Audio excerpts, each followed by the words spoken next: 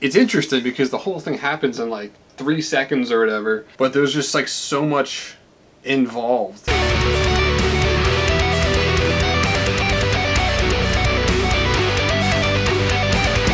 Yeah, so I wanted to talk about a little bit about for me, what's the hardest riff in my song Tetsuga that I just put out.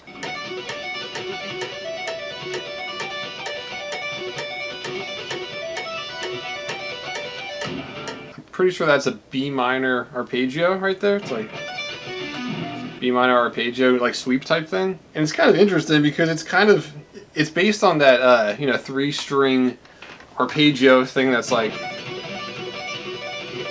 And it's interesting because even though what I just played there is faster than the thing in my song, what I just did there is actually easier. Sometimes playing something really freaking fast can actually be easier than playing something a little slower, because when you do it slower, it's like it requires more focus because it has to be like more precise. This actually took me a long time to get right, that riff that I played. Part of it is also because it's just a strange pattern that I'm not used to. It starts like this. So right off the bat, it's like kind of different than your average like 3-string arpeggio, which is usually like that's usually how it goes. It's like very like traditional, I guess. So I'm going right from the 1st string right to the 3rd string.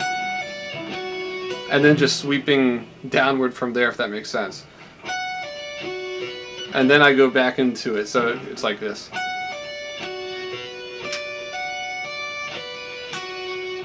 So the part right after that, I do the same kind of thing, or I go right to the 3rd strings.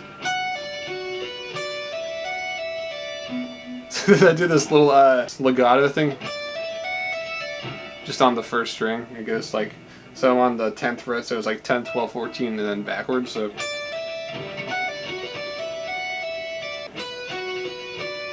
and then this little thingy like that. So then all together, that first part, yeah.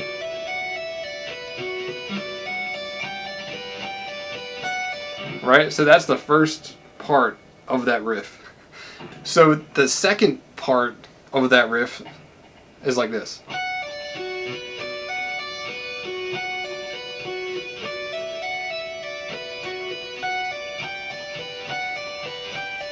So that starts the same way. I go right to the 3rd string, like.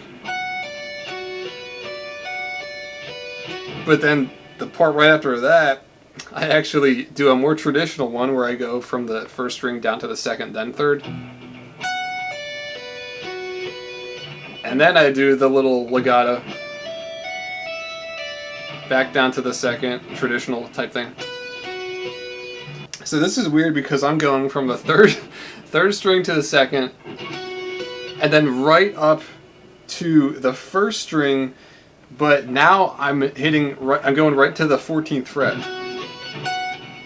Which is also kind of strange because I think it's pretty normal or like traditional for, at least me, I'm assuming a lot of other people when we're doing like sweep picking like this, to get into the habit of going back up to the index finger when we're doing these kinds of like shapes. So we're used to going like,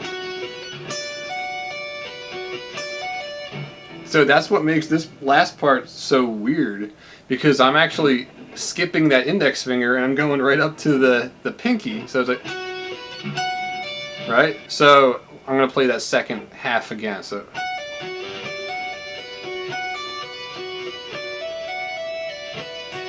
right to the pinky.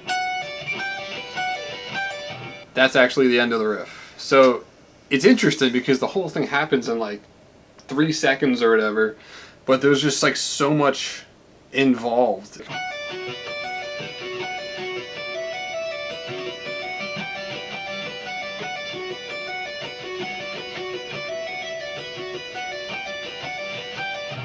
By the way, I'm actually changing my picking style. So for a long time I was picking with my forearm, which I learned semi-recently is not the best way to pick.